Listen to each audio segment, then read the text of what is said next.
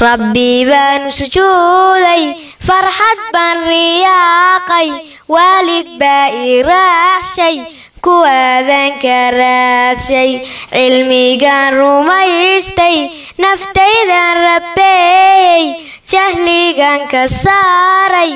iftiin baan u raadshay riyadaydii gaadhay hadda waan kureeyey aqoontaan u rooray hadda waan kureeyey rafadkii iyo daalkii iyo subax ruclayntii qoraal akhriisku raagii iyo rarangubyoodkii rabbi ima qasaarin qayrkay igama reebin guushii way i raacday riyadaydii gaadhay hadda waan kureeyey